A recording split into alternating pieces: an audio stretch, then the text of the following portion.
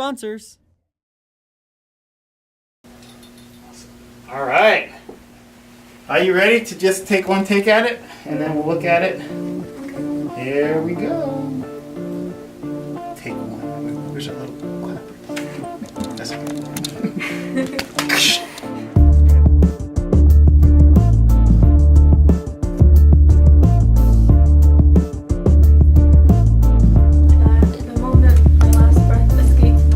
So filming of the video. So after a good half of a day working on the spoken word, finally we got it down to a point where it's really good and we were really liking it. So now we went on to film the music video, or we went on to film the video. It's not really a music video in the traditional sense, but we went on to film the video, and it was, because it's a spoken word, it presented a certain number of challenges for us. You're telling me I can be considered part of the squad of Musa and Rice? Oh, I'm sorry, I realized I skipped a whole stanza. Okay, good, we can start again. Traditionally, when you do a music video, you record the song and then you lip sync the song. But because a spoken word doesn't have very specific rhythm or very specific beat to follow along, it's really hard to lip sync. So basically what Eema had to do is she had to record the video from memory without any background or what she had actually recorded. And so technically that posed a couple of challenges to us. So we realized that ahead of time. So we said what we'll try to do is to get the best sound, we'll try to do the video inside the studio. So we made the decision to actually shoot in front of green screen. I didn't know that the moment my last breath escaped my lungs, my soul would come alive. I didn't know that when I opened my eyes, the angel of death would look so kind. Green screen itself is a little challenging, but we had a decent camera, 4K camera, and we had good lighting, so that was we were able to set up the green screen, and we've done it before in the past many times, so that wasn't hard. The hard part was trying to get a good sound. So now also, see where that line is? If you could stay, no, the microphone. Oh, yeah. Just a little bit. Yeah. That's perfect. Perfect. I didn't know the moment my last breath escaped my lungs, my soul would come alive.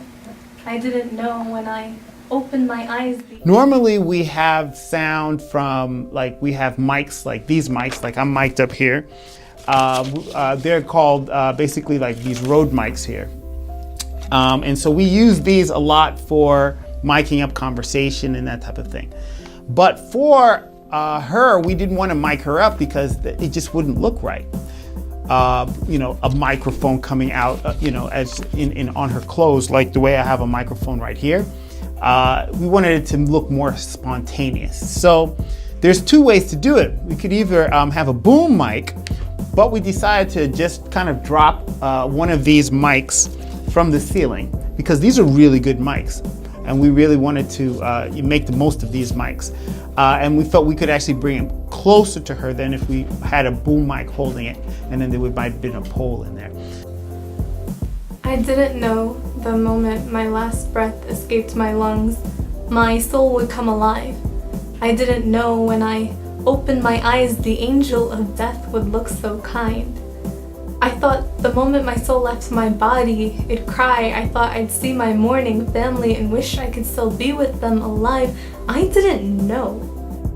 We were debating initially when it comes to spoken word, whether we were going to do a video outside like we've done all the other videos, or do it in the studio in green screen.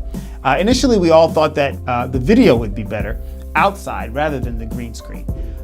But we couldn't, you know, decide on how the sound was. But we decided to go experiment it anyway. And so we went out to a park, a local park, and we filmed some shots. This was the next morning. And we got some really nice shots, but the sound was horrible.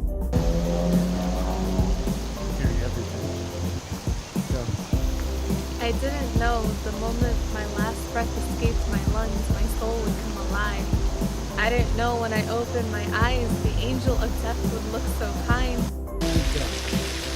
I didn't know the moment my last breath escaped my lungs. Another issue was when we went outside, we actually filmed near some water. It was like a fountain in the background, etc.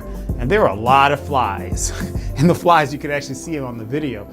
So yeah, that was hard. And yeah, like she was like batting the flies away in the middle of the video. And yeah, it wasn't working. So Ready to receive from my Lord, my Lord.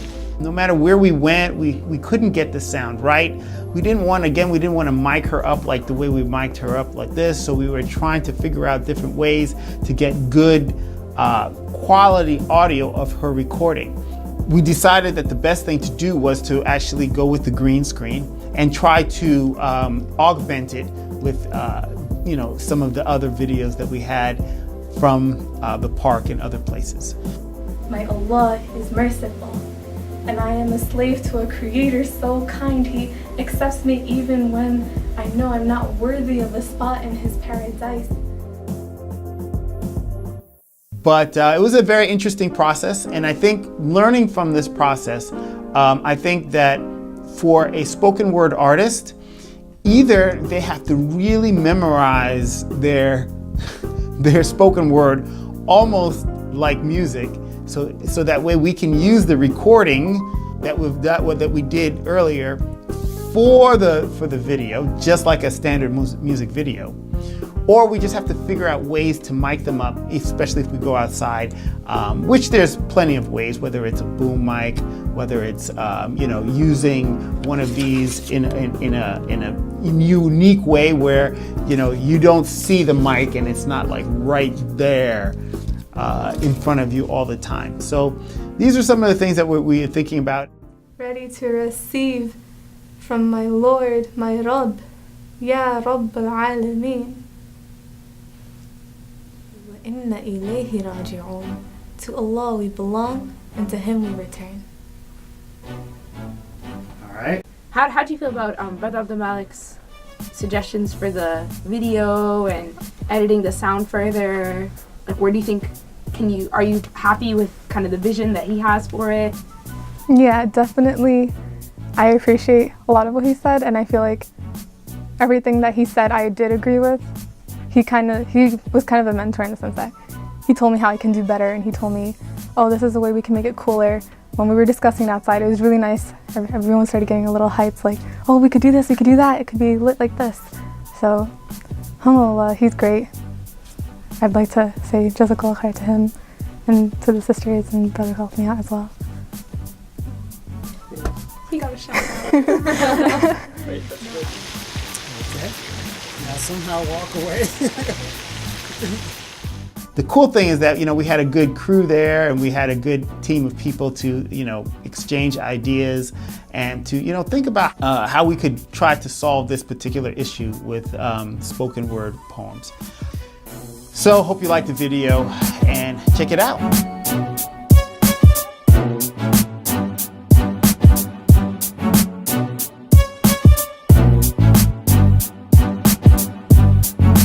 This DeenTV video was made possible in part by Islamic Relief USA, working together for a better world, by Guidance Residential, the #1 Islamic home financer in the US, and by Recycle Processes Incorporated.